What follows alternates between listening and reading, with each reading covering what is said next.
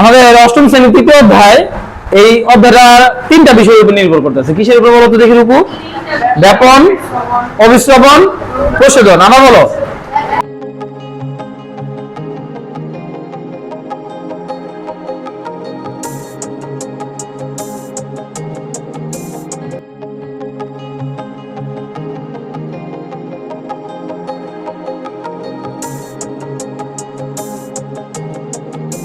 তার মানে বেশি ঘনত্ব থেকে কম ঘনত্বের দিকে ছড়ায় যেতেছে বিষয়টা।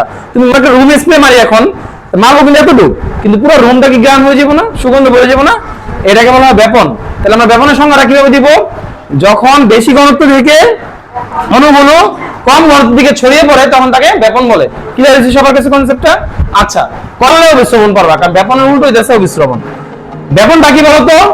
বেশি ঘনত্বের অণুগুলো কম ঘনত্বের দিকে ছড়ায় পড়ে। বাতাস। অভিশ্রবণ হলো কি?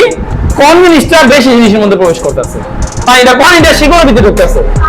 তাহলে কম জিনিসটা বেশি জিনিসের মধ্যে ঢুকলো, এটা কোন পদ্ধতি? ক্লিয়ার হয়েছে বিষয়টা? সবাই বুঝতে পারছো?